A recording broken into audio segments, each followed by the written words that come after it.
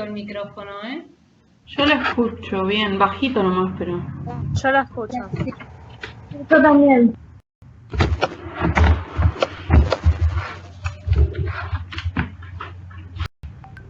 ¿Ahí me escuchás? No me acuerdo quién fue que me dijo. Subí un poco el altavoz. ¿Escuchan? Yo la escucho, profe. Sí, profe, se escucha. ¿Quién era el que no me escuchaba? Sí, se escucha bien. Bueno, había uno que me dijo que no me escuchaba. Primero les quería decir que, bueno, se habrán dado cuenta si entraron al campus, que les puse en las novedades del campus, que, bueno, que el día viernes me llamaron de sala de profesores para que designara la semana del examen, del primer examen parcial presencial. Así que bueno, la tuve que designar porque ya fue, digamos, una intimación por parte de sala de profesores. No sé si leyeron que les puse en las novedades del curso. Bueno, que fijé la semana del 19 de abril al 23 de abril, o sea, de ese lunes a ese viernes. Yo iba a tomar el examen el día 20, puede ser el día 20 o el día 23, presencial. Tuve que elegir la semana porque lo cierto es que ya, bueno, les digo, me llamaron por teléfono, les dije que los alumnos me habían manifestado durante la clase que querían rendir virtual, que de alguna manera el titular de la cátedra apoyaba las decisiones que tomaran sus docentes, pero bueno, quien se comunicó conmigo me dijo que era necesario, imperioso y obligatorio que designara la semana en la pestaña correspondiente en el campus virtual, y que esto era día a día, pero que yo tenía que designar la semana. Así que bueno, designé la semana, luego el titular de cátedra dijo que se lo comunicáramos a ustedes, pero hoy siguen intercambiándose mails, el titular de cátedra, los profesores, el departamento de Derecho y la sala de profesores. La situación del COVID, no necesito decírsela a ustedes, es cada día más preocupante, cada día hay más casos, pero bueno, yo tomé la decisión, porque no me quedó más remedio, de designar la semana. La semana del examen va a ser esa, o martes o viernes. En principio sería presencial si esto no cambia y si no será virtual. Pero bueno, ya está cumplido lo que la facultad me pedía y bueno, si la situación se complica, tal vez rindamos virtual conforme lo que teníamos previsto. Pero bueno, durante el día viernes cuando estaba dando la clase con ustedes, había llamadas perdidas en mi celular, pero bueno, no lo atendí. Pero cuando terminó la clase, atendí la llamada y era de sala de profesores. Así que bueno, con esto dejo cerrado el tema de los parciales y seguiremos avanzando con las clases y cuando llegue el momento se verá, porque la verdad que todo es muy confuso y bueno. ¿Perdón? ¿Quién habló? Yo. ¿Usted sabe, en el caso de los alumnos que tengan familiares de riesgo, cómo sería, si es obligatorio el presencial o cómo es el tema? La verdad que no. Yo tomé el teléfono de la persona que me llamó, de la sala de profesores, me dijo que cualquier inquietud que tuviera lo podía llamar. Después estuve comunicándome con otras personas en el sentido de que, bueno, hay gente que seguramente no lo va a tomar presencial porque a lo mejor es una persona de riesgo, como en el caso que vos me estás preguntando. Así que, bueno, vamos a esperar a que llegue. Nosotros tenemos por delante ahora 2 semanas, seguiremos avanzando con las clases y cuando llegue, no sé, la semana del 12 de abril, veremos cómo está la situación. Y si la situación está demasiado complicada, supongo que lo van a suspender. Es decir, a ver, no dice que no se puede tomar examen virtual. Dice como que hay que tomarlo presencial, pero bueno, lo que no está prohibido, según dice la Constitución, se puede hacer, ¿verdad? Artículo 19.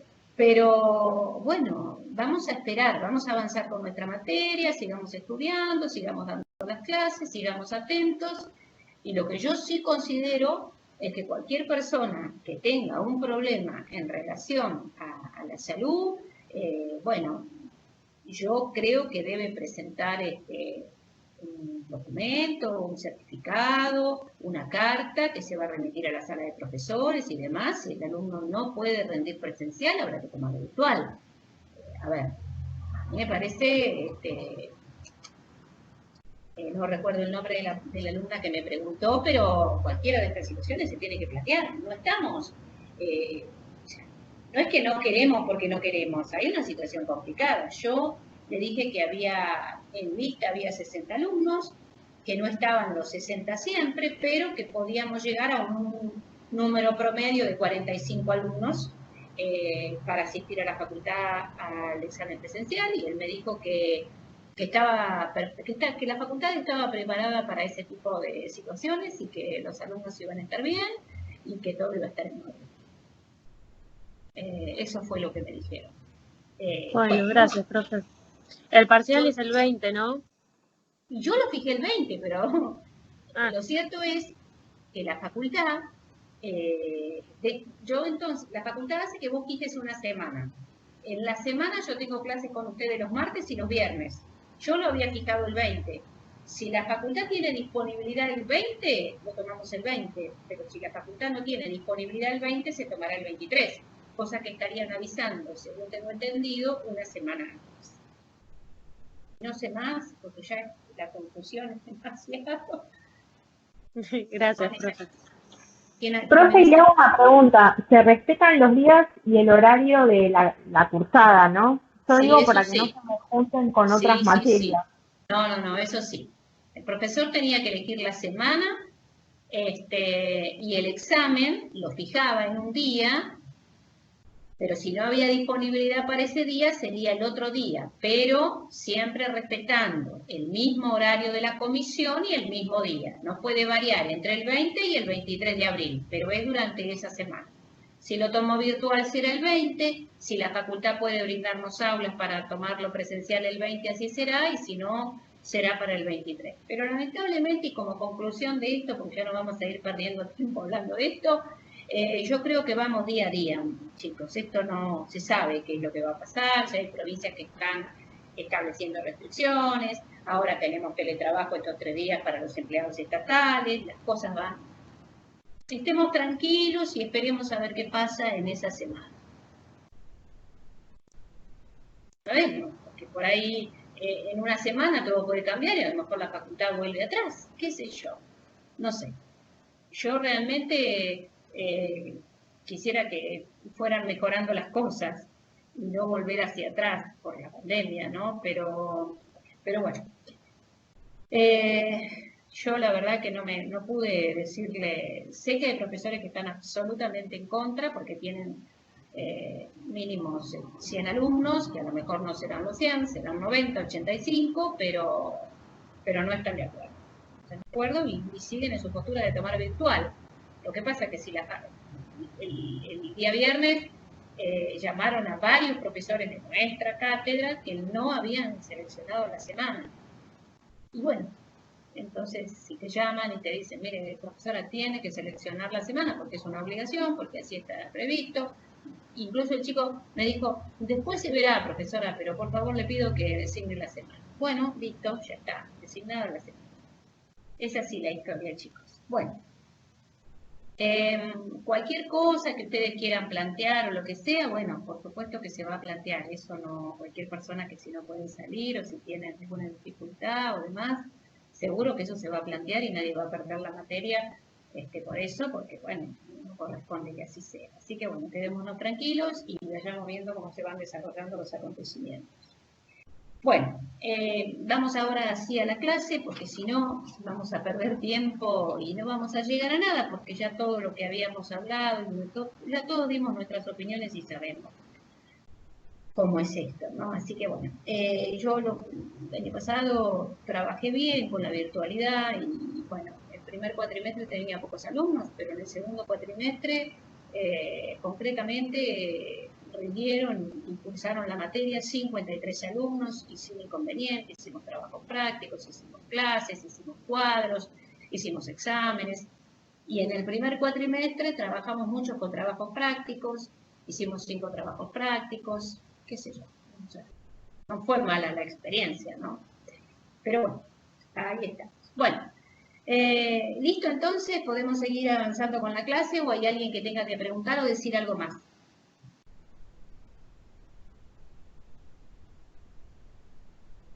¿Nada? No, nada, profesora. Gracias. Atención. Bueno, primero voy a empezar, tengo preparado unas diapositivas para ir resumiendo lo que es el módulo 4, pero estas diapositivas ahora las voy a pasar en la clase, pero todavía no las voy a subir al campus porque las voy a subir cuando estén completas con los restantes temas que cierran el módulo con los sujetos complejos de la contratación laboral. Pero bueno, como el otro día me preguntaron y demás, estuve trabajando y haciendo unas diapositivas, más que nada para que los guíen el estudio. Pero antes, yo les recomendé a ustedes la lectura de los artículos que puse en la plataforma, referido a que puse en el campo, para no repetir la palabra, referido a las plataformas digitales, a la nueva organización de los establecimientos laborales, según la opinión de alguna parte de la doctrina, y también que esto lo leyeran, primero porque era importante para el tema de la relación de dependencia, que es un tema muy importante en el derecho del trabajo, y segundo, también como contrapartida para el fraude laboral. Teniendo en cuenta acá, en estos artículos que yo les subí al campus, que hay dos cosas muy importantes y dos principios muy importantes que son, por un lado, el principio de supremacía de la realidad, ¿sí? Y por otro lado, el fraude a la ley laboral, ¿no es cierto?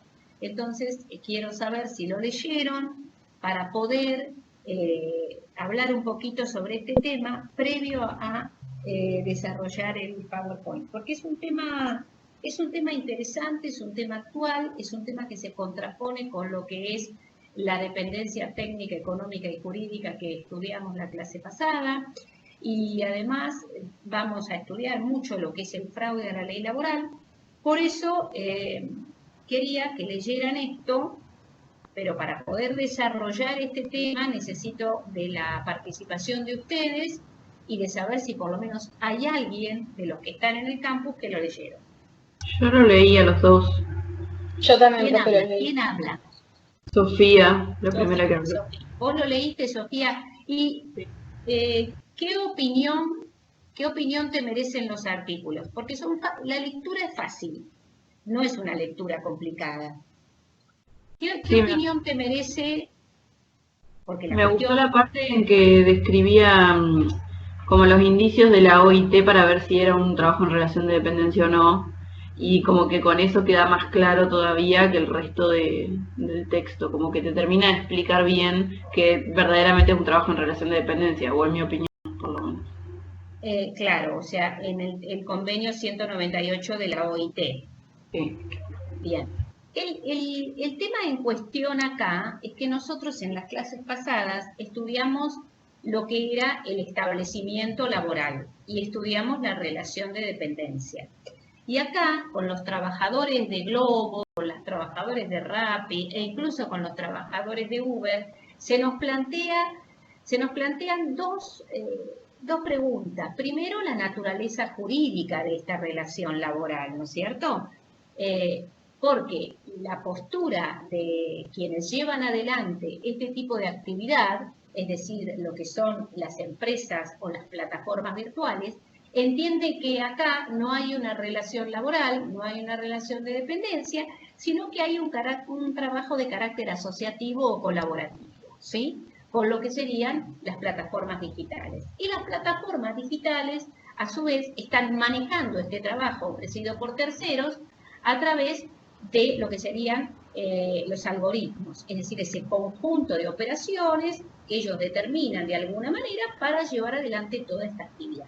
Entonces, la pregunta que nos hacemos y la respuesta que da buena parte de la doctrina es que algunos entienden que hay una relación de dependencia entre estos trabajadores, otros entienden, y sobre todo la postura de las plataformas digitales, que es un trabajo de carácter colaborativo o asociativo. Y hay otra parte de la doctrina, o hay quienes piensan que no se trata ni de una relación de dependencia, pero tampoco se trataría de una tarea asociativa o colaborativa, sino que se trataría de una forma o de una relación de trabajo que estaría especial, digamos, y que por lo tanto no estaría reglamentada por la ley de contrato de trabajo, ¿sí?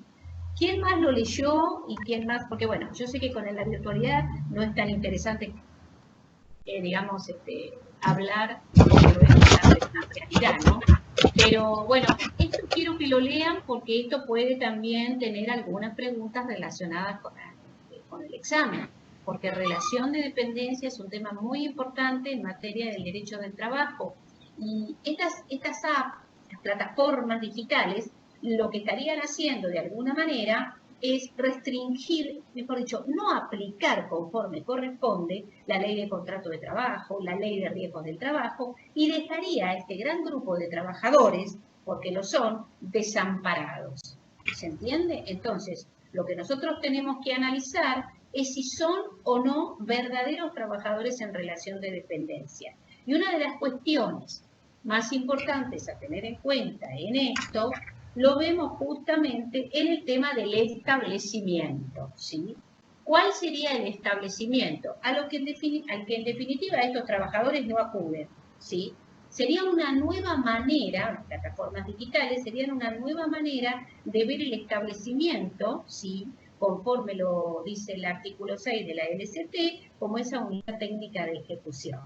Porque después de todo, no hay, digamos, no hay un lugar físico donde los trabajadores van, ¿sí? Pero esas plataformas constituirían de alguna manera el establecimiento. Si ustedes leen el artículo, van a ver que se llega a esa conclusión.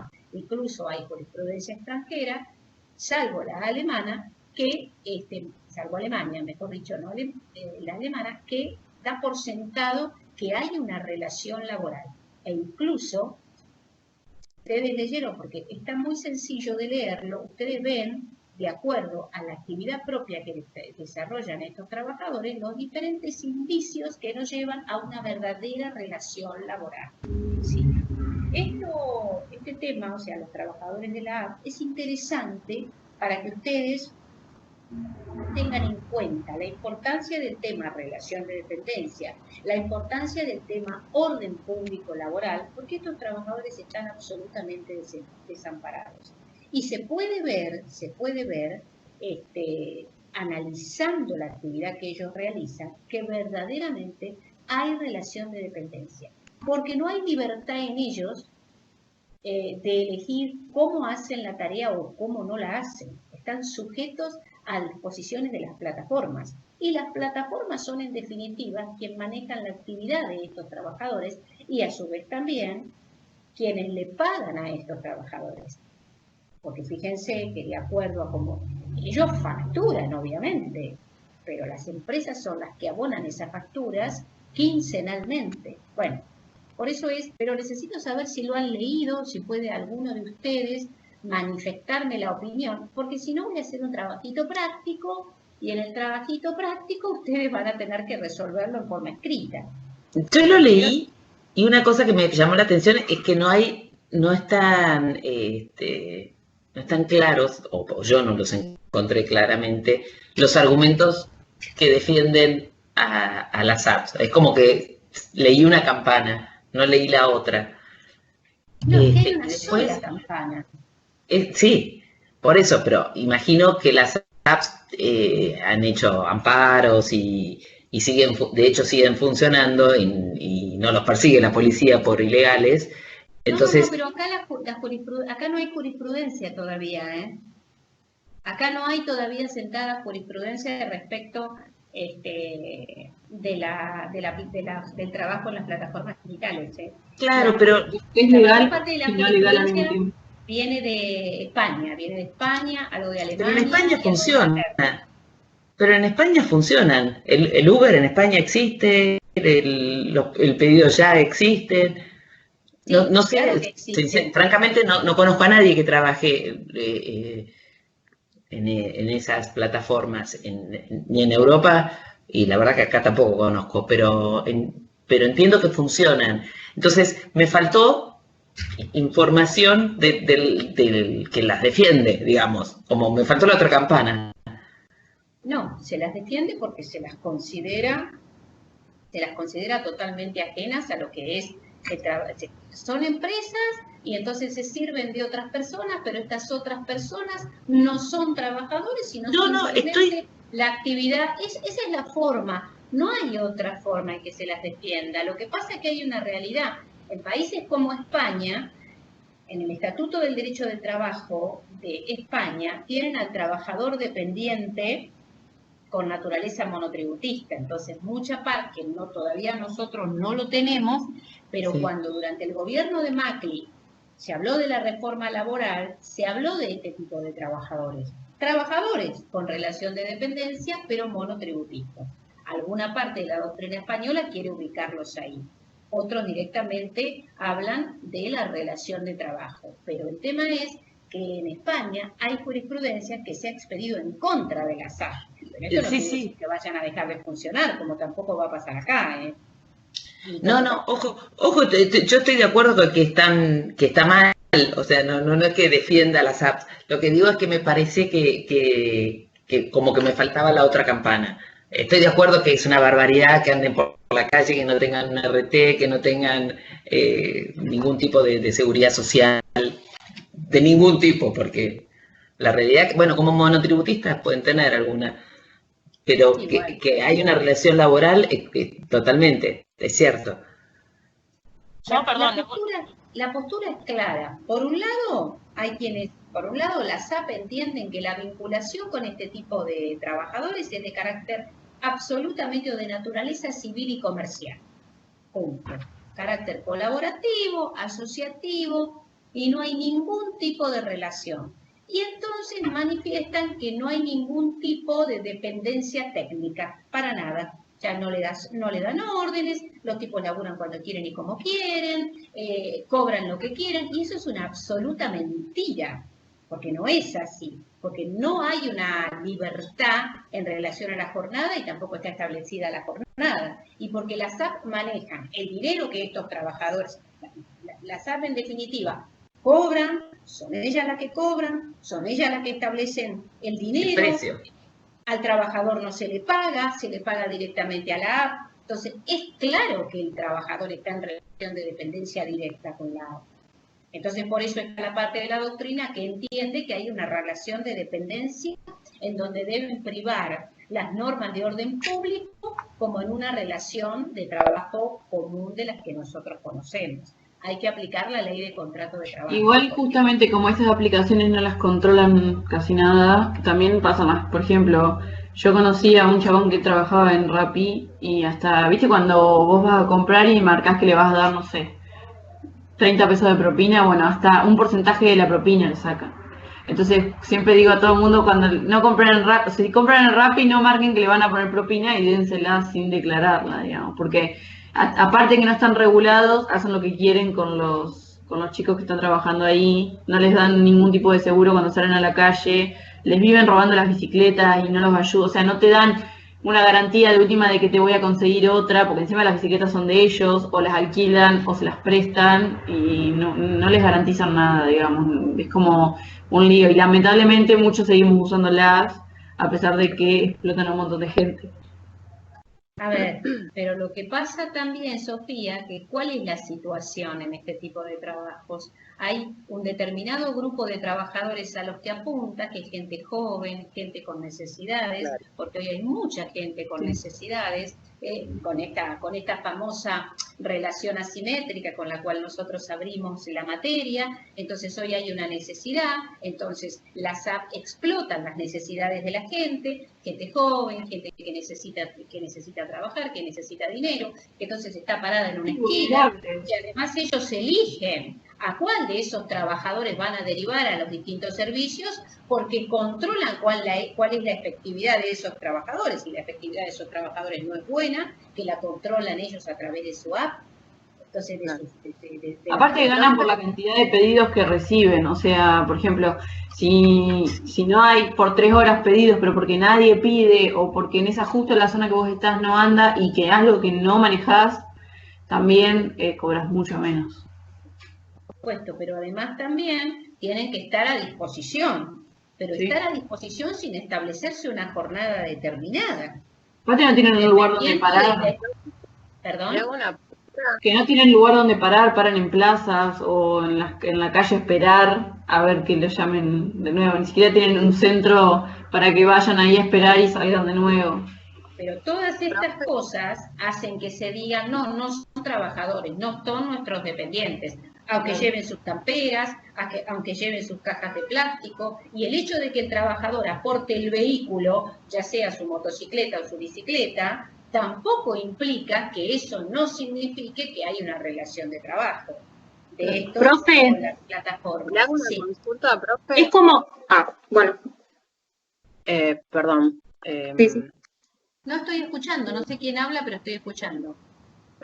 Natalia, ¿cómo le va? ¿Qué tal, Natalia? Sí. Bien. Le quería hacer una consulta. O sea, los requisitos para, digamos, ser trabajador de estas aplicaciones, si se quiere, o sea, no existen, no tienen ningún marco legal en ningún lado, porque no solamente considero que hay una explotación del trabajador en sí, sino que no hay seguridad, por ejemplo, para el usuario, no sé, de quien me entrega en mi casa o de quien me lleva a un viaje de Uber, por ejemplo. La responsabilidad respecto del usuario es de la app, es de la plataforma. Es de la plataforma. Y los trabajadores de las plataformas bajan, digamos, el programa y además algunos los preparan, las mismas plataformas digitales, los preparan para el manejo del servicio que prestan. Por eso se dice que el establecimiento es la plataforma digital y que el objeto es justamente el transporte de personas o de mercaderías o de diferentes servicios. Ese es el objeto y no el que pretenden las apps que como digital, como toda una cuestión digital y una interconexión entre la necesidad de un consumidor o usuario con su proveedor. No, no es así. Claro. La naturaleza jurídica, bueno, de la cual participa la mayoría de la doctrina, entiende que realmente el objeto es el transporte de servicios, mercaderías, cosas, ¿sí?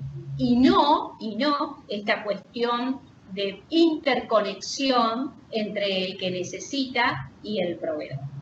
¿Se entiende Claro. lo que digo? Profe, podría verse, perdón, si nosotros lo pensamos así, no sé cómo explicar bien, pero podría verse como que las aplicaciones lo que están haciendo es ofrecer un servicio terciarizado, ¿o no? Ellos tienen por objeto transportar esa mercadería o a las personas, pero están usando otra persona que ellos no reconocen como su trabajador para hacerlo. Exactamente. Porque son colaboradores. Ellos usan, y fíjate que en algún, acá cuando se habla de la problemática, en el artículo se dice, personas jóvenes que utilizando sus propios vehículos con tracción a sangre, porque bueno, dice tracción a sangre porque habla de las bicicletas y de las motocicletas, y uniformados además con la publicidad de las empresas o de las plataformas que representan, transportan productos de un punto a otro de la ciudad, ¿sí? Por supuesto, por lugares públicos y además esperan, mejor dicho, en lugares públicos a la espera de la orden a ejecutar que llega a sus celulares, ¿sí? Entonces, evidentemente, no cabe duda que prestan su fuerza laboral y están a disposición de estas plataformas digitales para que estas plataformas digitales cumplan con una finalidad económica y empresarial, porque en definitiva, ¿sí? se puede decir como que gozan los beneficios de tener empleados, pero no las obligaciones, como darle vacaciones, seguridad. Por supuesto, exactamente. De eso estamos hablando. Entonces, por eso, a ver, el tema de las app hoy acá en la Argentina todavía no está, digamos, no está tratado como corresponde. Yo me interesó el tema y además porque se aplica muy bien a lo que ustedes estudian y para que ustedes piensen un poco, ¿no? La relación de dependencia, el orden público laboral, la persona o el trabajador a disposición del empleador, para que vean cómo en este aspecto tan particular de las plataformas digitales se dan todas las características que nosotros estudiamos, porque están, no cabe duda de que están. Porque ese grupo de personas está poniendo su fuerza de trabajo a disposición de alguien. Ese alguien son las plataformas digitales, a las que podríamos considerar como un establecimiento laboral, conforme lo que vimos en el artículo 6, unidades técnicas de ejecución. Y además, tampoco nos vamos a dejar de considerar que estas empresas tienen hoy oficinas físicas en Argentina y también en otras partes del mundo, ¿sí? Entonces, son plataformas digitales que se sirven del trabajo de terceros, que cumplen con la finalidad que ellas mismas pretenden, que es transportar mercaderías, servicios, pasajeros, lo que fuera de un punto a otro del país. Ellas son, o del lugar, mejor dicho, bueno, no sé si del país también, ¿no? Pero, porque no sé si algún Uber podrá salir de la ciudad de Buenos Aires para ir a otra ciudad. La verdad que no me manejo mucho con Uber, ni tampoco mucho con el Rappi, ni con el Globo. Sí. Perdón, profe. Sí. Tranquilamente puedes pedir un Uber hasta Córdoba o hasta Mar del Plata y si el conductor acepta, te puede llevar. A mí, lo que yo a veces encuentro con la diferencia con Uber, que al conductor del Uber vos le podés pagar. En cambio, a los trabajadores del Globo o a los trabajadores del Rappi, vos no le pagás. Vos concertás la operación con la plataforma. Y lo que hace este señor, o el chico, que a veces la verdad que a veces es gente muy joven, van de un lado al otro cubriendo, digamos, o cumpliendo, mejor dicho, con el objetivo, con lo que vos pactaste con la empresa. Lo que pasa que Uber era así, o sea, vos podías pagar con tarjeta al principio, pero después surgió todo este lío con los taxis y qué sé yo, y se los cancelaron, entonces es en efectivo. Uber tiene un poco más de presión, y Uber está un poco más... pero igual los trabajadores trabajan de forma monotributista o independiente. Profe, si nosotros pensamos en todo esto de que, por ejemplo, tienen establecimiento, porque en el texto dice que tienen establecimiento acá y en algunas partes también donde esos aceptan que tienen empleados administrativos que se encargan de toda esa parte.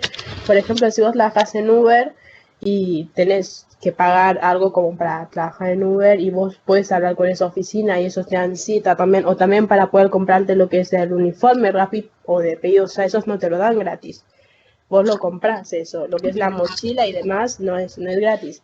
Yo digo, si todo eso capaz, la tercera posición del que habla el texto es, para mí en mi caso me parece bastante válido, que es una nueva forma de trabajo que falta regular alrededor del mundo, porque no es como que hoy está y mañana ya no va a estar, es algo que está hace un par de años y que cada vez hay más aplicaciones para distintas necesidades, distinto tipo de gente y con distintos objetivos, y cada vez más gente se suma. Por ejemplo, yo conozco mucha gente que trabaja en los distintos y también conozco a varios que trabajan en más de uno, en diferentes horarios, y dicen, en este hago tanto, me voy a tal zona o en el otro. Entonces la tercera posición para mí es como lo que había que hacer, es una nueva forma de trabajo que hay que regular y reconocerlo como trabajo y demás.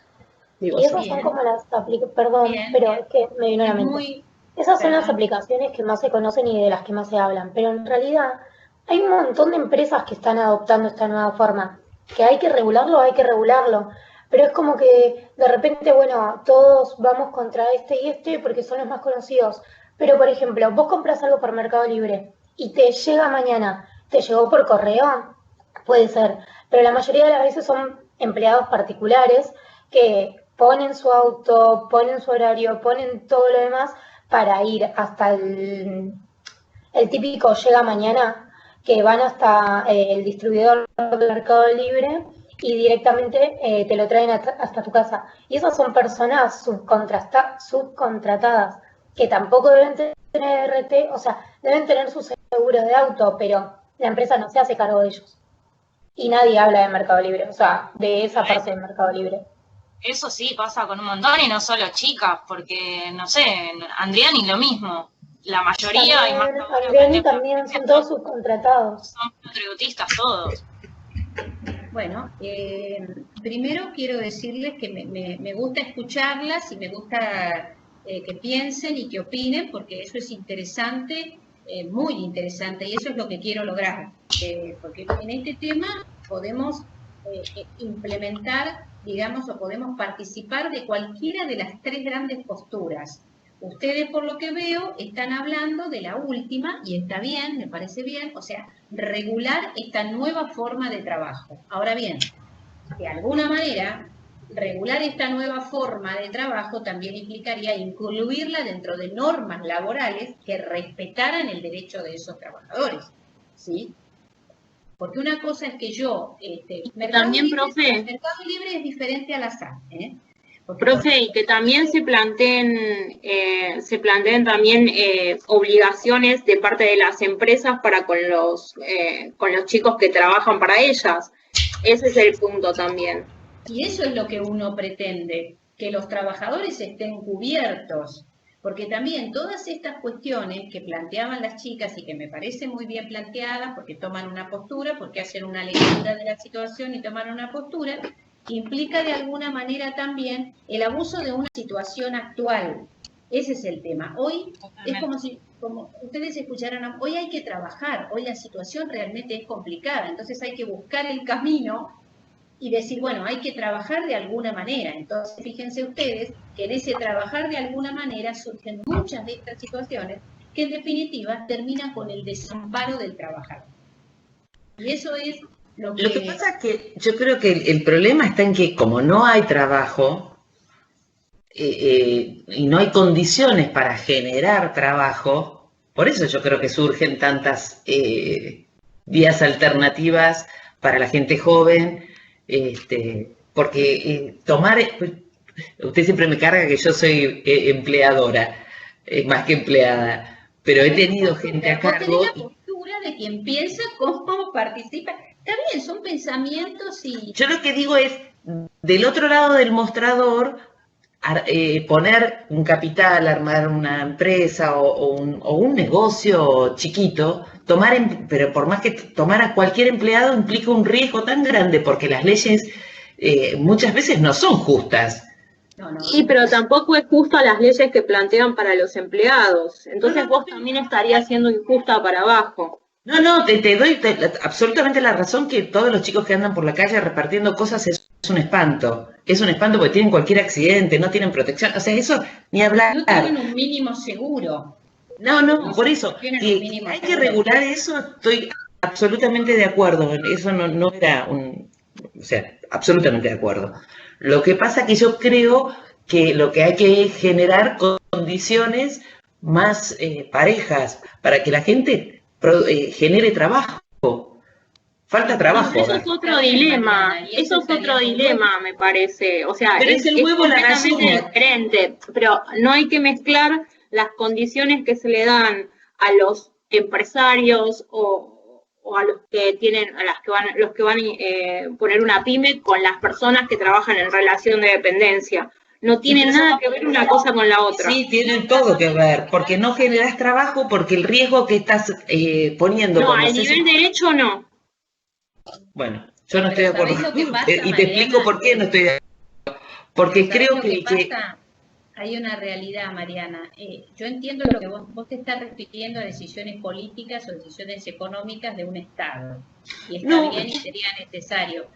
Pero el tema es que acá estamos hablando de las plataformas digitales, que son empresas que manejan importantes cantidades de dinero, porque si no manejan dinero se van. Rápidamente, como se fueron de Chile, se van. Entonces, acá hay una realidad que la empresa tiene fundamentalmente fines económicos, fines empresariales, fines de conseguir dinero y usa de los trabajadores. Porque son trabajadores, esta es la esencia, son trabajadores, son personas que sirven a su ganancia y que ellos en definitiva no participan de las ganancias de la empresa, por lo tanto, ¿de qué contrato asociativo o colaborativo me estás hablando? Si ellos cobran. Estoy totalmente de acuerdo. No, por eso te arranqué diciendo, estoy de acuerdo que los chicos que trabajan para estas apps están desamparados totalmente. Pero también pienso que la gente que no se genera, que el gran problema de este país es que no hay trabajo y por eso surgen estas empresas golondrinas que no... Pero esta no es una empresa golondrina, ¿eh? Y no trajo nada.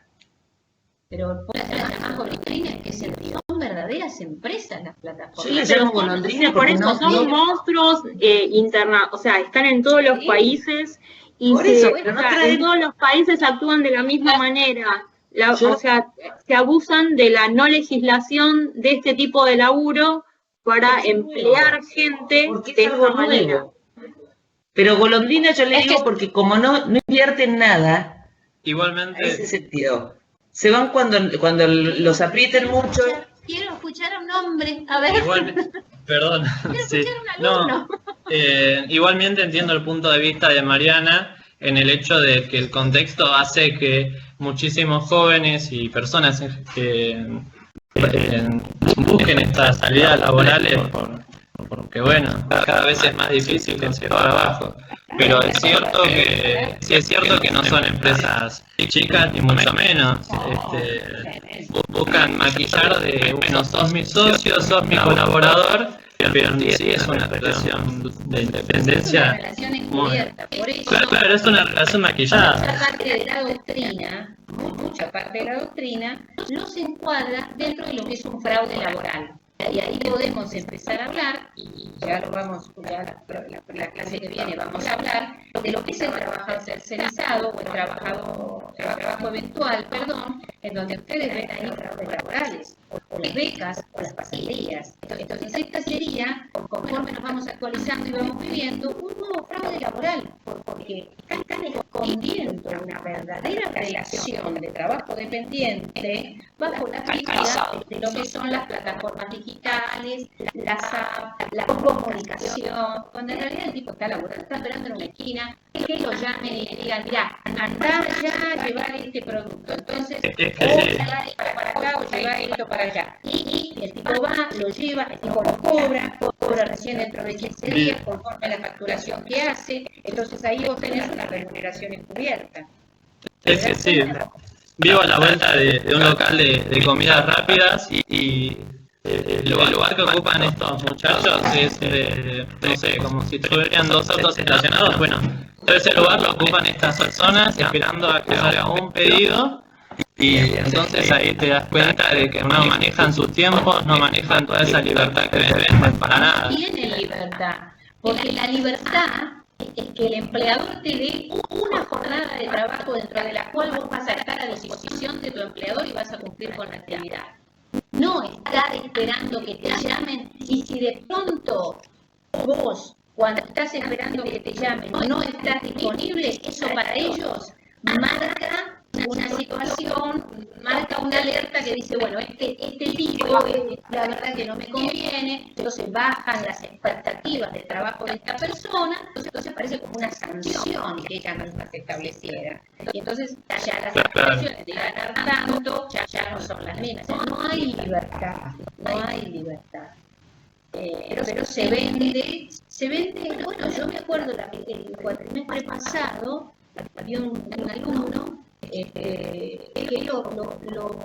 que lo defendía diciendo justamente que era un trabajo que se hacía cuando tenía ganas, que te servía para ganarte unos mangos.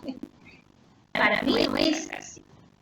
No sé, y después ahí es un enganche, justamente. Además, yo los invito a seguir leyendo esto y seguir encontrando características propias que van a ver ustedes, que las vamos a ir, a medida que vayamos avanzando en los temas que tenemos ahora, vamos a encontrar características y les pido que vayan viendo y leyendo, que hay una parte, a ver si les digo cuál,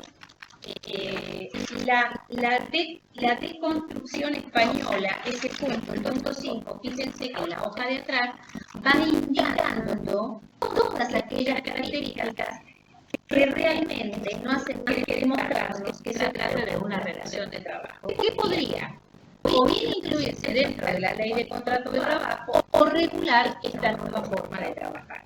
Como vemos hoy que se regula el teletrabajo, que lo vamos a ver oportunamente, y que también desde mi punto de vista, y si no leí la ley, que con cosas que son realmente, que no están bien si hablamos de teletrabajo. Pero bueno, por eso cuando les doy en ciertos artículos, léanlo, porque sirve también para pensar un poco, ¿no? Eso es lo bueno, pensar un poco en lo que estamos estudiando, pensar un poco en todos los trabajadores que andan en la calle. Después cuando hablemos de los trabajadores eventuales, bueno, ya van quedando menos de los que había en otras épocas, ¿no? Pero bueno, ese también es un trabajador, la verdad.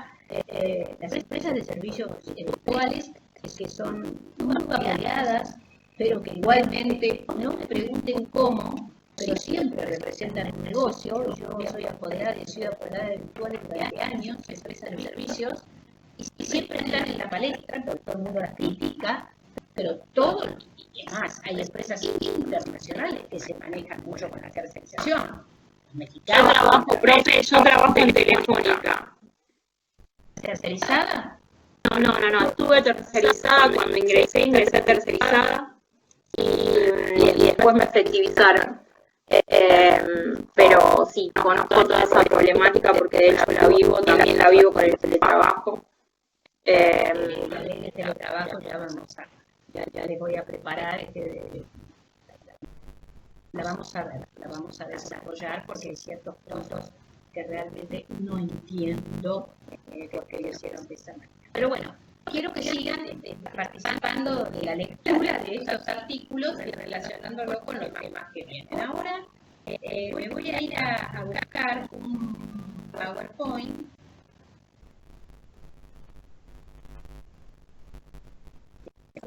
A veces me sale, la verdad.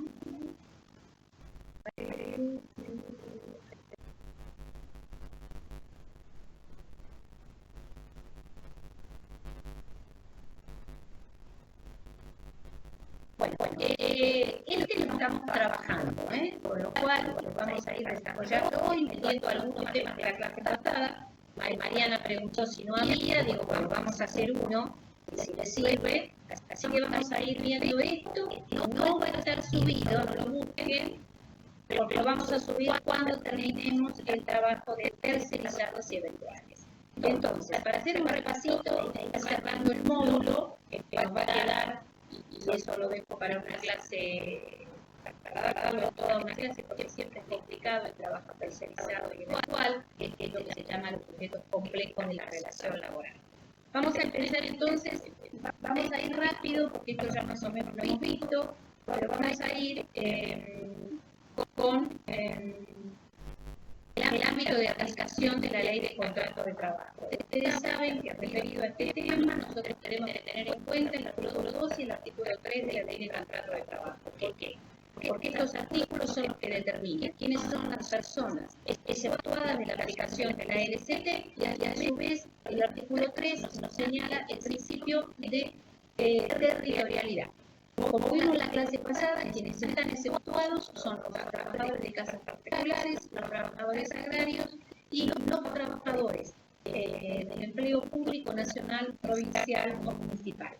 El artículo 3 nos habla del principio, ¿alguien habló o no? Del principio de territorialidad. Además, este principio de territorialidad que dice que los contratos que se celebren en la República Argentina se aplican las normas de la ley de contrato de trabajo, ¿sí? Independientemente de que el contrato fuera celebrado en el extranjero. Por eso,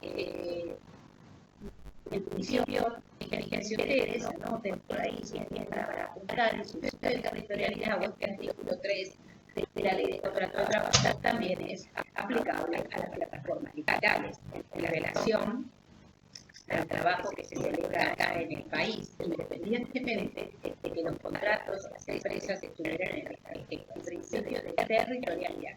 Esto es entonces el ámbito de aplicación de la LCT.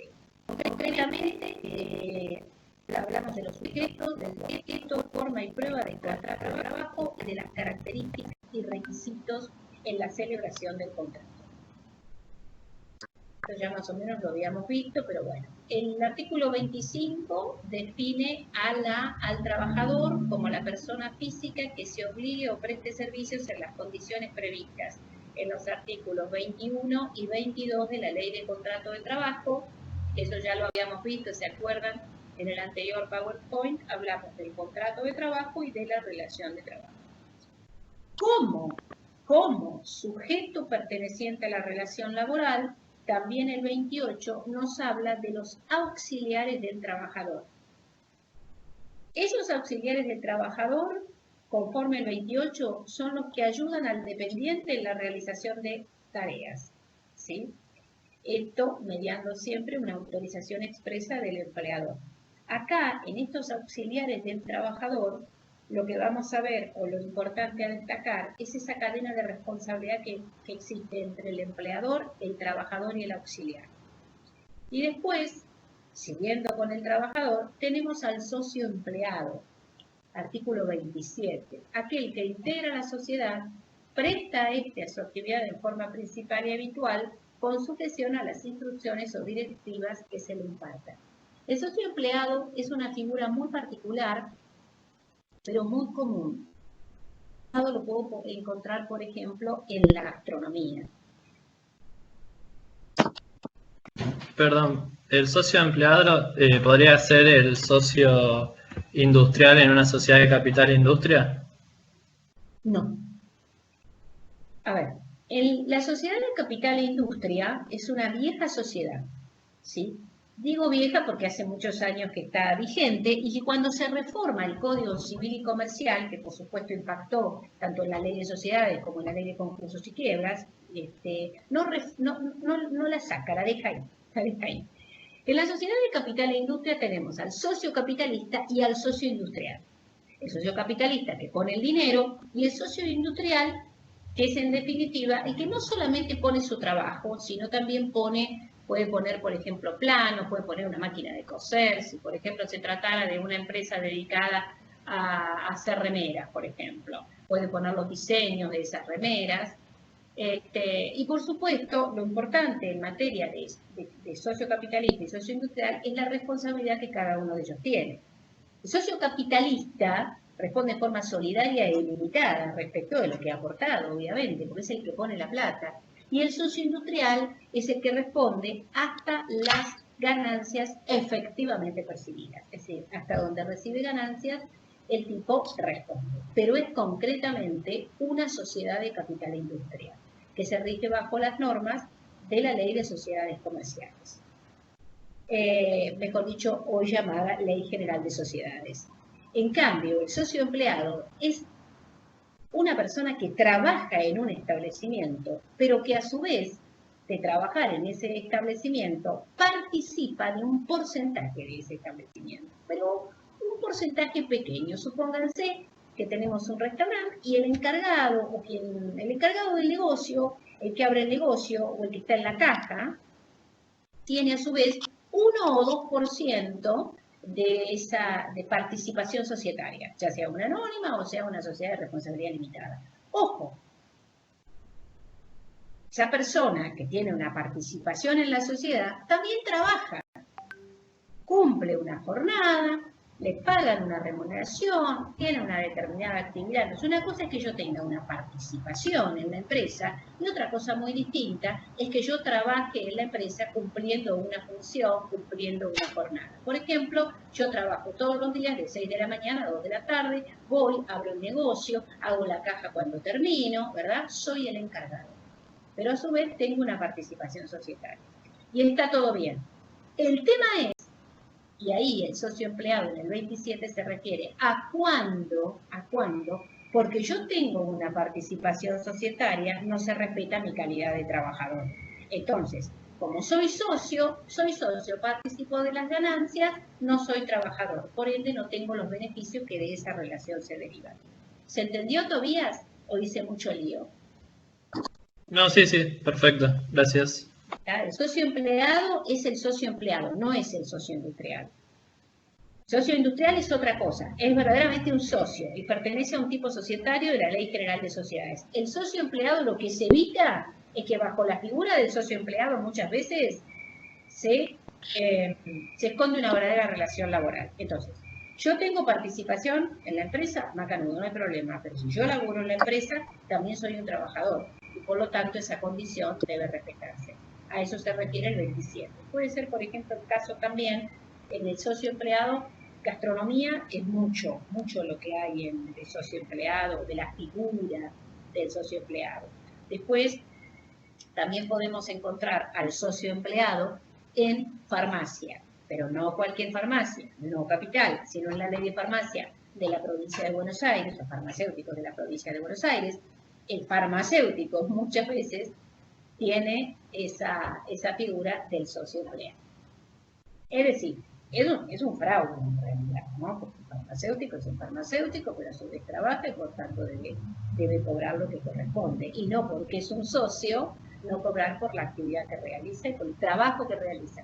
¿Se entiende lo que voy diciendo? Entonces, profe, o sea, ellos no cobran un sueldo aparte, o sea, solamente el porcentaje de su... Bueno, la realidad es que justamente deben cobrar lo que corresponde por la relación laboral que desempeñan, independientemente de la participación societaria. Ahí está el tema. Porque lo que la ley de contratos siempre trata de hacer es evitar el fraude laboral. Entonces, si yo tengo trabajadores y al trabajador lo tengo como socio, digo, bueno, vos sos mi socio, tenés una partición, a fin de mes cobrás, y no importa que vos vas a laburar y sos encargado. ¿Se entiende? Sí, entonces este artículo lo que dice es que le tiene que pagar por la actividad que hace y aparte recibir lo que es el porcentaje del... Claro, la participación societaria está todo bien.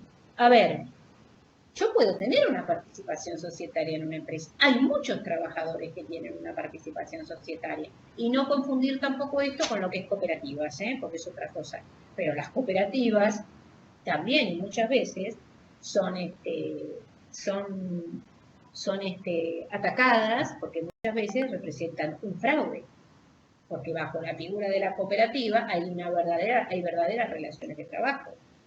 ¿Está? Entonces, ¿se entiende? Todo lo que nosotros estamos tratando de hacer o lo que la ley de contrato de trabajo trata de hacer, es a través del principio de supremacía de la realidad, que se reconozca la relación existente, la relación de trabajo, y que no se encubra esto, en figuras laborales que figuras no laborales. ¿Me siguieron? Bueno, acá tengo a quien se considera empleador, que ya lo habíamos visto, acá tenemos la organización instrumental de medios personales, materiales e inmateriales para los logros de los fines económicos o benéficos que es la empresa, el empresario, que es quien dirige la empresa, y además el que se vincula, ¿no es cierto?, con todos los trabajadores. Y en el artículo 6 tenemos esta unidad técnica de ejecución destinada al logro de los fines de la empresa. Una empresa con varios establecimientos. ¿Sí? Esto ya más o menos era todo lo que habíamos hablado. Estamos haciendo un resumen en las diapositivas. Vamos al objeto del contrato de trabajo. Es el trabajo prestado en determinadas condiciones. Son hechos posibles, determinados, ilícitos. Lo que dejé aparte, después del 27 tendríamos que haber seguido con el 28, 29, 30 y 31, pero como son artículos muy complejos los voy a dejar para la clase que viene, pero los voy a incorporar después a las diapositivas. Acá tenemos como principio general el 37, ¿no es cierto? Que ya habíamos hablado y lo vimos en la clase pasada, cuál era el objeto del contrato de trabajo. Y después tenemos el trabajo ilícito y el trabajo prohibido. Cuando el contrato de trabajo tiene como el objeto es ilícito, evidentemente, esto provoca nulidad en las partes, nulidad en la relación misma. Ahora, cuando el objeto es prohibido, recuerde que la prohibición siempre va dirigida al empleador y no al trabajador. Por lo tanto, ante un objeto prohibido, se puede resolver el contrato pagándole al trabajador lo que corresponde o, respetando el principio de continuidad o conservación del artículo 10 de la LST, ver que se modifique ese objeto a efectos de continuar el trabajador con su contrato de trabajo. Como por ejemplo, lo que les había comentado respecto de los menores, que no pueden trabajar los menores, aún con autorización de sus padres, en un trabajo nocturno. ¿Sí? Y entre Profesora, sí, me cortó la parte en la que explicó que el objeto prohibido no anulaba el contrato, pero ¿cuál sí anula? El ilícito, cuando el objeto es ilícito. Genial. Decía, un objeto ilícito es un objeto contrario a la moral y a las buenas costumbres. Es decir, si yo celebrara un contrato de trabajo con un tercero para matar a una persona o para llevar un cargamento de drogas, evidentemente ese contrato no tiene efecto para ninguna de las partes. A menos que yo ignorara que en un cargamento, por ejemplo, de computadoras había droga. Ahí ya la cosa sería diferente. Pero bueno, habría que probarlo. Genial, muchas gracias. Ahora, en el caso de la prohibición, les reitero, va dirigida al empleador, como el caso del menor o como el caso de la mujer embarazada, que no puede trabajar 30 días antes de la fecha probable de parto. El objeto prohibido no afecta al trabajador. El objeto ilícito deja sin efecto el contrato viciado de nulidad absoluta, no se puede sanear. ¿Sí? Esto es cuanto al objeto. Y el objeto debe ser siempre lícito, posible, determinado o determinable en el contrato de trabajo. Y por otro lado, el objeto, o sea, es la actividad propia que el trabajador va a realizar cuando realiza ese contrato o cuando efectiviza esa relación de trabajo. ¿Sí? Bueno, la forma. La forma es un tema bastante importante porque cuando hablamos de forma, hablamos de la forma en que ese contrato debe celebrarse. Es la manera o el medio por el cual las partes manifiestan exteriormente o exteriorizan su voluntad. Los contratos se pueden clasificar en contratos formales y contratos no formales. A su vez, cuando hablamos de contratos formales, podemos hablar de contratos formales ad solemnitatem o ad probatio. ¿Qué significa esto? Cuando un contrato es formal solemne, implica que la forma hace a la validez del contrato. Ejemplo, una operación de compraventa inmobiliario. Ejemplo, una donación. Es decir, si yo quiero celebrar una compraventa inmobiliaria, evidentemente tendré que hacerlo mediante una escritura pública. Si yo quiero hacer una donación, tendré que hacerlo mediante escritura pública. Es decir, la forma en que esos contratos se van a celebrar hacen a la validez del contrato. Ahora, la forma también puede ser escrita, y esa forma escrita no hace concretamente a la validez, sino a la prueba del contrato. Por ejemplo, un contrato de locación es conveniente hacerlo en forma escrita. ¿Por qué? Porque de alguna manera va a probar la existencia del mismo. Y tenemos también lo que denominamos los contratos no formales, es decir, los que no requieren ninguna forma para comprobar su existencia. Y ahí nos encontramos con el contrato de trabajo. Porque el contrato de trabajo es esencialmente no formal, no requiere de forma escrita. ¿Hay excepciones? Sí. ¿Cuáles son esas excepciones? Yo ahora los voy a nombrar, pero más adelante los vamos a estudiar detenidamente, que es el contrato de trabajo a plazo, el contrato de trabajo eventual, el contrato de trabajo por temporada y el contrato de trabajo por grupo o por equipo. La verdad es que la esencia del contrato de trabajo es que este nace cuando se materializa la prestación del servicio, ¿sí? Por eso la clase pasada decíamos, primero la relación, después el contrato, sí, pero el contrato sin relación se desnaturaliza, porque lo cierto es que se requiere de la efectiva prestación del servicio para materializar ese contrato. No se requiere forma escrita. Y el principio general siempre es la indeterminación en el tiempo. Pero hay excepciones. Por ejemplo, un contrato de trabajo eventual. En el contrato de trabajo eventual, ya me voy adelantando un poco también, ¿cuál es el objeto del contrato de trabajo eventual? Justamente lo extraordinario de la prestación, digamos. Un contrato de trabajo eventual sería cuando yo contrato a un trabajador para realizar una determinada actividad en mi empresa, porque, por ejemplo, les doy el ejemplo para que se entienda. Yo puedo, o por mí mismo, o por medio de una empresa de servicios eventual, contratar a un trabajador eventual por un determinado tiempo, no sé cuánto, pero ese tiempo se va a acotar a la tarea que ese trabajador va a realizar y por el cual yo lo necesito. Por ejemplo, empresa metalúrgica.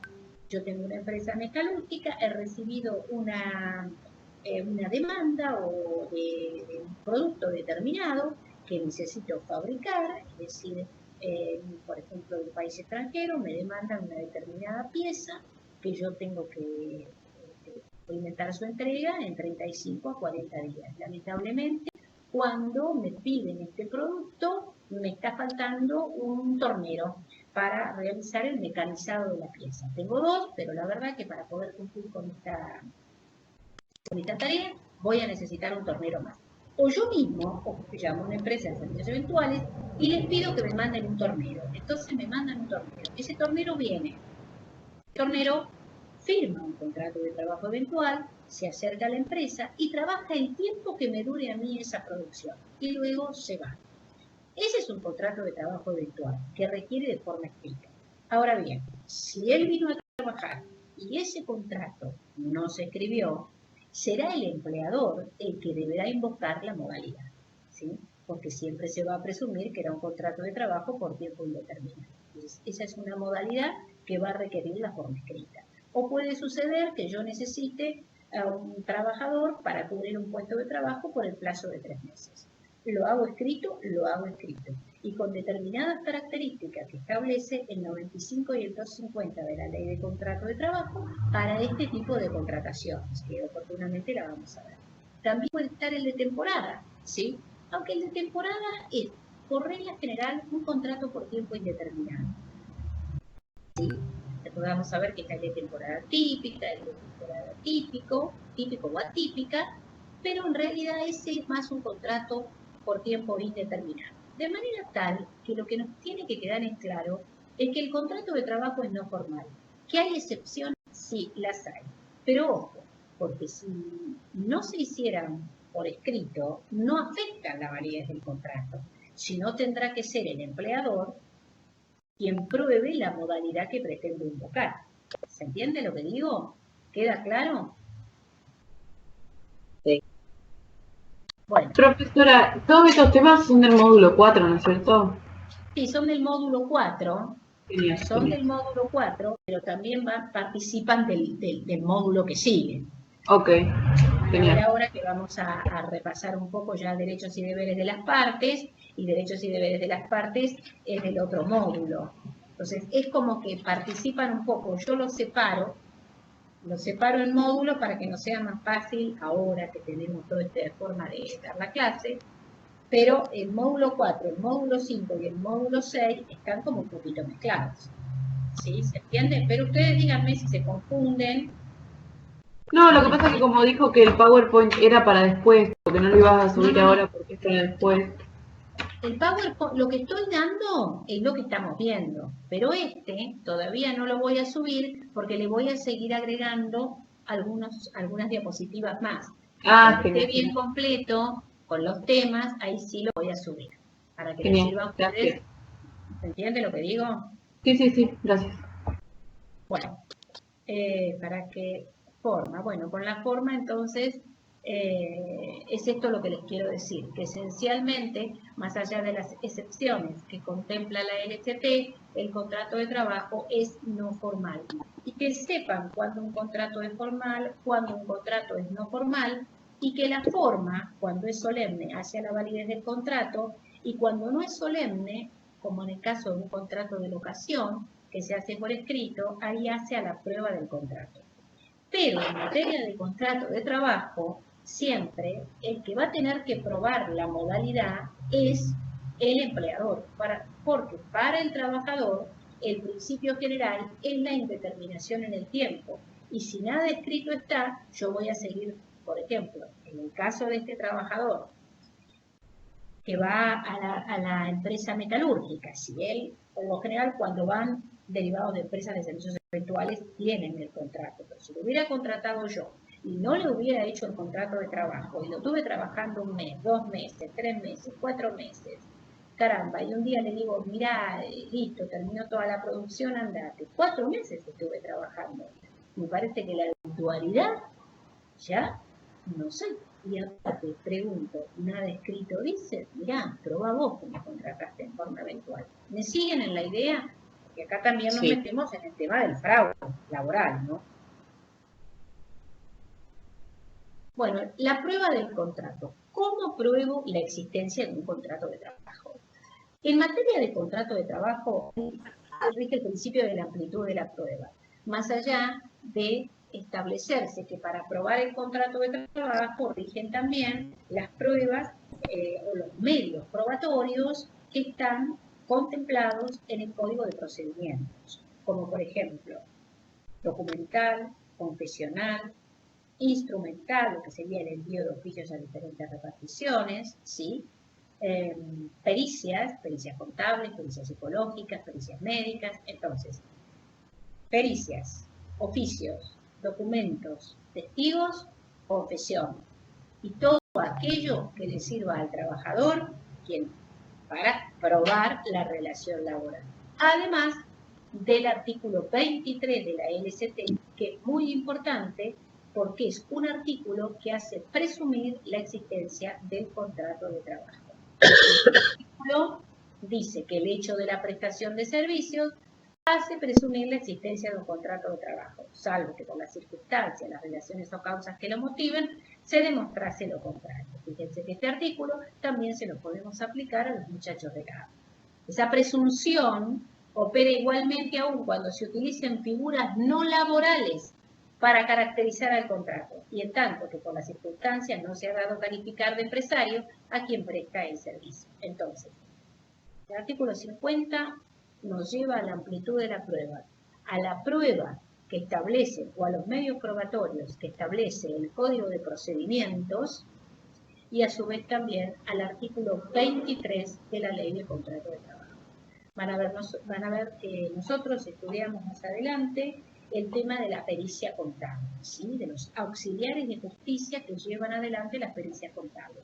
¿Por qué estudiamos la pericia contable? Justamente porque estamos en la carrera de contador público, entonces ya van a ver que les voy a subir una pericia y demás, para que vean ustedes cómo el contador hace la pericia, qué es lo que el contador debe ver, qué es lo que pregunta, y además esta pericia o este informe es lo que ayuda al juez a decidir respecto, en este caso puntual, de la existencia de la relación laboral o de la indemnización que le corresponde a este trabajador. Si bien es cierto que los informes periciales no son vinculantes al juez, es decir, que podría dejarse de lado ese informe pericial, de todas maneras, hacen a la causa y sirven de prueba.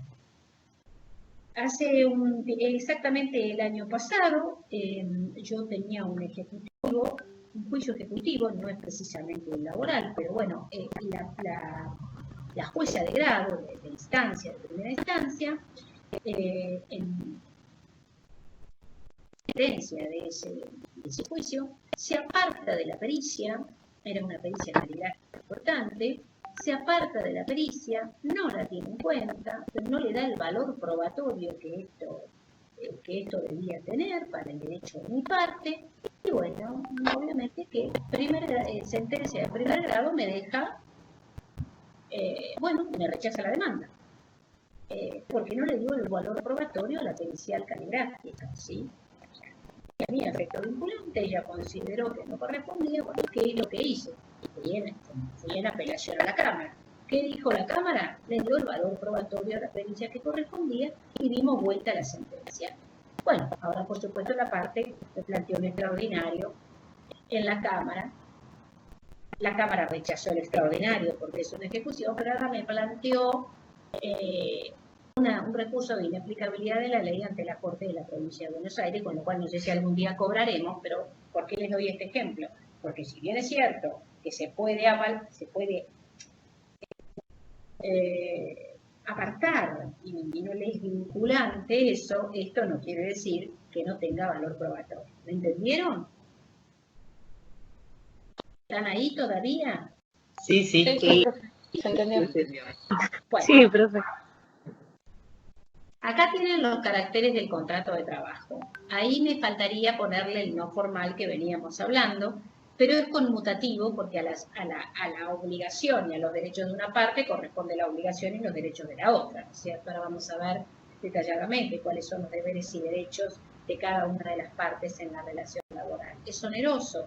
Artículo 115, el trabajo no se presume gratuito. Es por cuenta ajena, lo venimos diciendo desde el principio de la clase. Es un trabajo dependiente. No soy cuentapropista, no soy monotributista, por eso atacamos a los trabajadores encubiertos a través del monotributo, que son muchos y lamentablemente son muchos incluso hasta en los ministerios. En el Ministerio de Trabajo hay un montón de gente que factura todos los meses y sabemos que va a trabajar todos los días. Es consensual, se refiere al consentimiento que las partes prestan en ese contrato de trabajo. Es personalísimo, que es lo mismo decir intuite persona, es decir, si yo celebro un contrato de trabajo con Juan Pérez y viene Pedro Sánchez, es otro contrato. Y es de ejecución diferida en el tiempo. Los contratos son a veces o de ejecución instantánea, compraventa inmobiliaria, por ejemplo, o de ejecución diferida en el tiempo, como por ejemplo en el caso del contrato de trabajo que va todos los días a trabajar durante mucho tiempo, no es una locación de servicios, ¿sí? Que hace un determinado servicio, o no es una locación de obra. Por eso también muchas veces establecemos bien cuáles son las diferencias entre una locación de servicio, cuando yo presto un servicio, a cuando yo en definitiva realizo un trabajo. Profe, ¿qué había dicho de conmutativo? El conmutativo es, a las obligaciones de una de las partes corresponden los derechos de la otra. El contrato de trabajo es un sinalagma. Yo tengo como trabajador, estoy poniendo mi fuerza de trabajo a disposición del empleador y debo cumplir con un montón de deberes, tales como ser puntual, tales como cumplir mi tarea conforme corresponde, tales como actuar de buena fe, y a su vez el empleador, ¿qué tiene que hacer? Y bueno, tiene que darme tarea, tiene que pagarme la remuneración, tiene que darme elementos de seguridad, derechos y obligaciones para ambas partes. Sinalagma conmutativo. Hay una reciprocidad de obligaciones y derechos para ambas partes. ¿Se entendió? Sí, profe. Bueno, ahora vamos a los requisitos para celebrar el contrato de trabajo, que algo también habíamos visto en la clase pasada. Manifestación de voluntad de las partes de celebrar el contrato. El consentimiento es eso, pero por eso decimos que el contrato es consensual, porque ambas partes manifiestan su consentimiento. Lo que pasa es que ese consentimiento no debe ser viciado, y no precisamente viciado cuando un acto está viciado por el consentimiento, cuando ha habido dolo, violencia o error. En este caso, el trabajador presta libremente su consentimiento, pero sabe que el empleador va a tener que respetar las normas de la LCT en ese contrato de trabajo, porque el límite de ese contrato es justamente el orden público laboral. Bueno, cuando hablamos de consentimiento, hablamos de la capacidad o de la voluntad y hablamos de la intención, del discernimiento y la libertad con el que actúa una persona para actuar voluntariamente y consensualmente. Es decir, la intención es la facultad que le permite a la persona apreciar y saber lo que está haciendo. El discernimiento es el propósito de realizar el acto y la libertad es la libre elección, decidir por sí mismo la realización del acto. ¿Sí?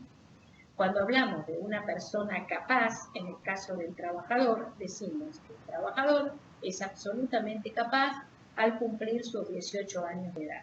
Entre los 16 y los 18 va a requerir de la autorización de sus padres. Antes de los 16 solo puede trabajar en empresas de familia y durante una jornada mínima de 3 horas, ¿sí? Derechos sindicales, por supuesto, el respeto de los mismos desde que el trabajador empieza a hacerlo, aunque tenga 16 años. Ahora, a afiliarse a los 18, delegado gremial también a esa misma edad. Acá les pongo algunos de los derechos, ¿no es cierto? Bueno, el registro, y acá vamos un poco a hablar de lo que son los derechos del trabajador, el registro concreto de la relación laboral, obligación de los empleadores de llevar libros. Esta es una obligación fundamental, porque hace a la prueba de la existencia del contrato de trabajo y porque por otra parte es la posibilidad que el trabajador tiene de que se respeten sus derechos. Entonces, todos los empleadores sin excepción deben y están obligados a llevar libros. Esos libros son justamente lo que muchas veces, y para probar la existencia de la relación laboral, piden los peritos contadores. Ese libro especial, registrado y rubricado por el Ministerio de Trabajo, debe estar siempre a disposición en la empresa, no en la oficina del contador, porque en cualquier momento puede llegar a una inspección y los registros laborales o los libros laborales deben encontrarse en la empresa. ¿A qué me refiero con registros laborales o libros laborales? A los que prevé el artículo 52 y a la forma en que esos libros laborales hay que llevarlos. La registración es un derecho del trabajador y una obligación del empleador, y además hace a la prueba de la existencia del contrato de trabajo. Y además, este artículo 52 debe relacionarlo con el artículo 7 de la Ley Nacional de Empleo, al que ya nos hemos referido en alguna oportunidad, porque se refiere justamente a la registración del trabajador justamente en los libros laborales, y a su vez también tener en cuenta que cuando hablamos del trabajador, al registrarlo en el libro del artículo 52, es cuando ya además le dimos el alta en activo, lo que se denomina alta temprana. Acá el artículo 52 y el 7 de la Ley Nacional de Empleo. La registración laboral, sin lugar a duda, es un respaldo documental para el trabajador. Y van a ver que el artículo 52 es un artículo muy importante que tienen que saber porque indica todos los requisitos que deben figurar respecto del trabajador en los libros laborales. La documentación que tienen, bueno, esto es más o menos lo que les venía diciendo, ¿no? Acá ustedes tienen el libro especial del artículo 52, tienen la planilla, las planillas de horarios, acá me confundí, hay un paréntesis, las planillas de horarios, los recibos de sueldo, y además acá también faltan las planillas de horas extras, que son planillas sueltas, que se llevan junto con los libros laborales. Como ya estaba medio tarde, me faltaron algunas cosas que completar, pero bueno, las voy a completar para la próxima clase. Además, en esos libros debe registrarse la constancia del QUIL, declaraciones juradas de carga de familia, constancia de información de condiciones de seguridad, recepción de alimentos, declaración de situación previsional, contrato de filiación con RT, constancia de pago de aportes y contribuciones sindicales. Todo eso debe estar en orden. En el caso de lo que son las constancias de pago de aportes, es muy importante que eso esté en orden, porque no se olviden que ante la extinción de la relación laboral, el empleador debe entregar lo que se denominan los certificados de trabajo, conforme lo establece el artículo 80, que serían 2 formularios, que a lo mejor alguno conoce, que es el formulario 984, contribuciones y aportes, y el formulario PS 6.2, que se refiere a servicios y remuneraciones, que además el trabajador tiene derecho a contar con él, y el empleador debe entregarlo 30 días después de la extinción de la relación laboral. Estos se obtienen de la página de AFIP, y si el empleador no cumplimentara esta obligación, está prevista en el artículo 80, y que es un deber del empleador, es pasible de una multa de 3 remuneraciones.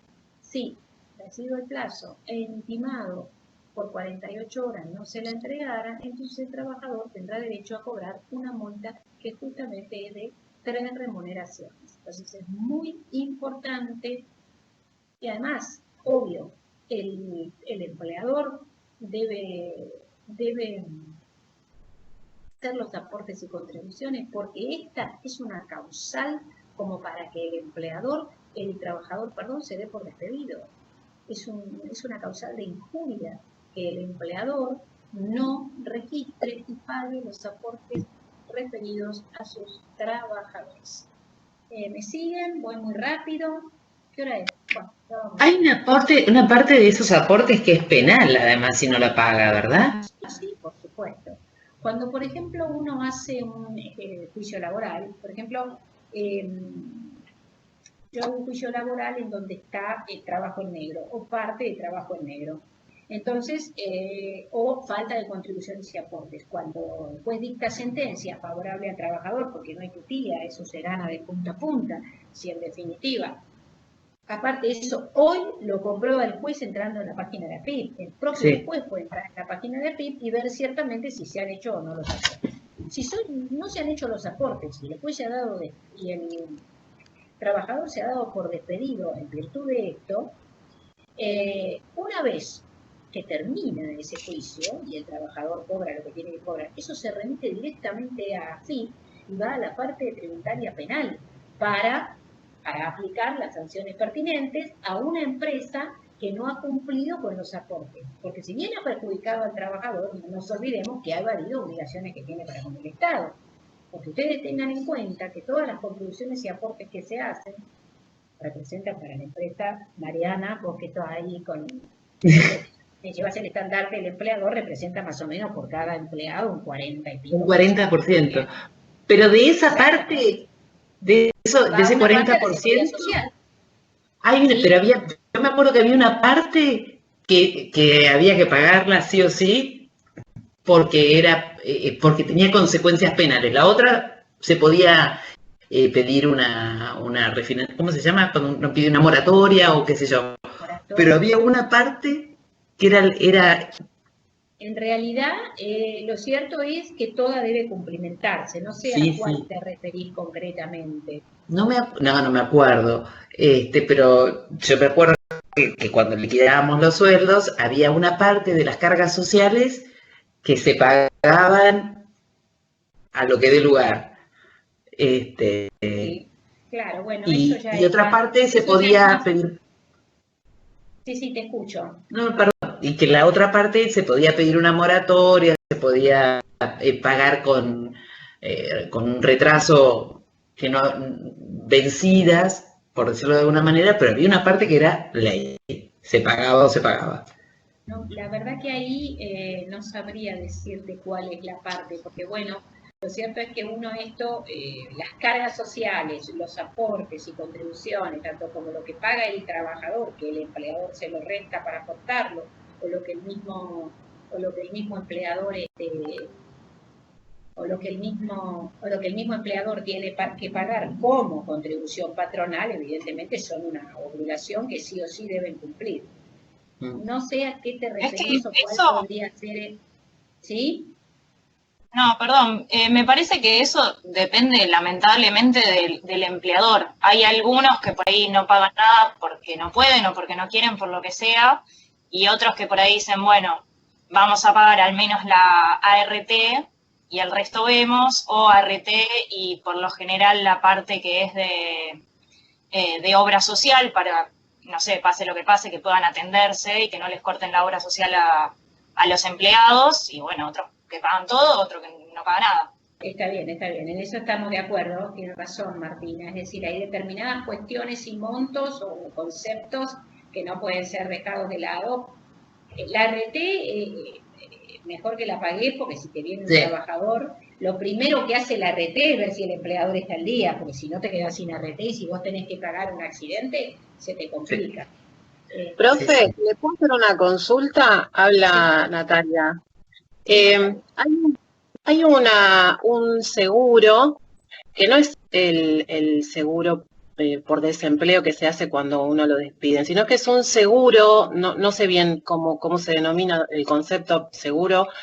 Yo recuerdo que cuando renuncio a la empresa que le comentaba las otras clases, nadie me informó nada, pero como no era el primer trabajo que yo había renunciado, hice la consulta sobre el seguro, que el seguro se llama La Estrella, por ejemplo. Claro. Yo te iba a decir, yo te lo iba a decir si vos no me lo decías. Ese es el famoso seguro del convenio colectivo de comercio.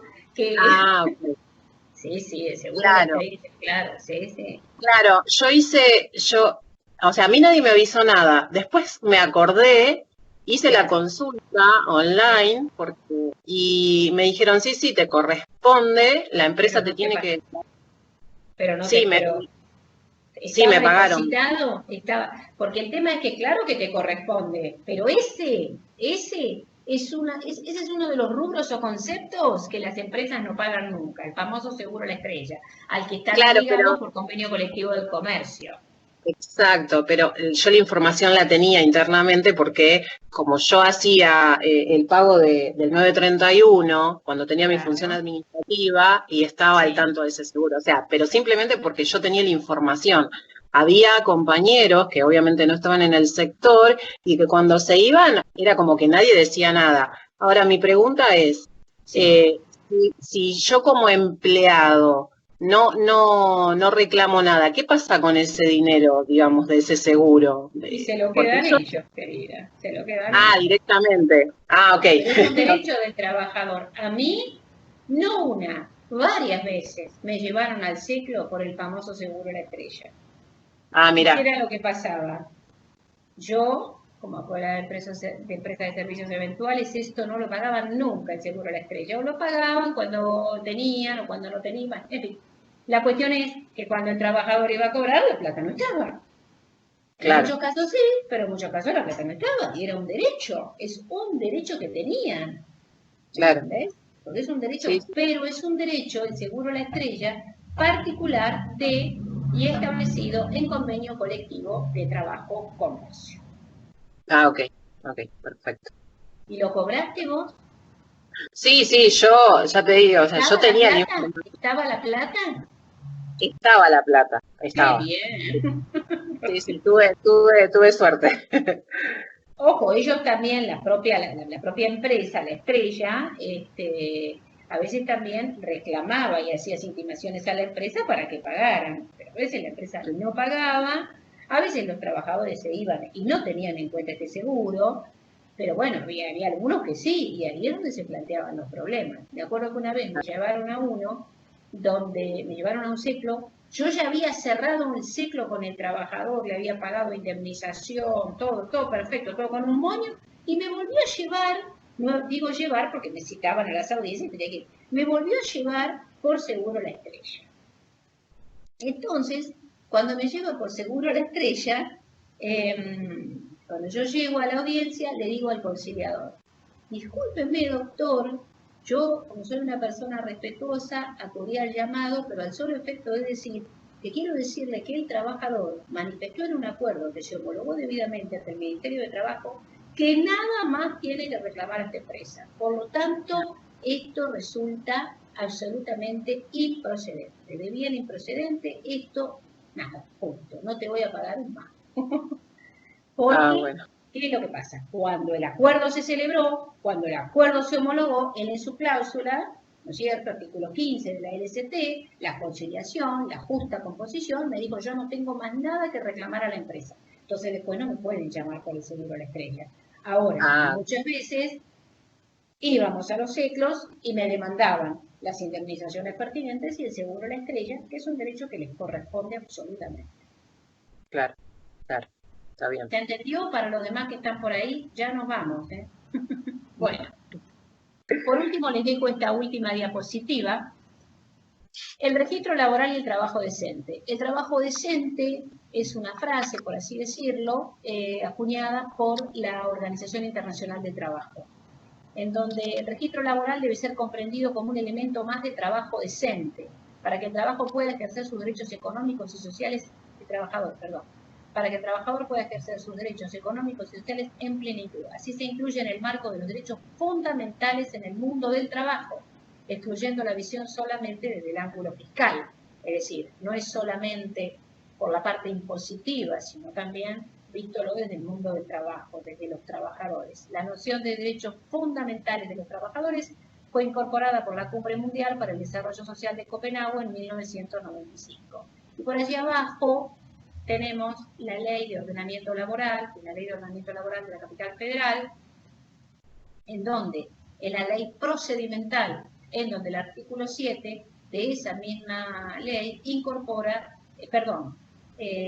la Ley de Ordenamiento Laboral no es la procedimental, es la última ley que reformó la LST, la 25877, que en su artículo 7 introduce el artículo 52 de la LST. Esta fue la última ley de ordenamiento laboral, la 25877, a pesar de que después de esa ley de ordenamiento laboral se reformaron algunos artículos, porque allá Natalia me pregunta o quería saber cuál es la última versión de la LST, porque me prestaron una y no sé si es la última. ¿Alguien me puede informar qué edición es, Natalia? A ver si te digo. Séptima edición, dice. Sí, pero el año de la edición. 2001. No. Es re vieja esta entonces. Es re vieja, querida, y se modificaron muchas cosas a partir de ahí. Pero buscala en la página de Infolet y listo, no te la compres.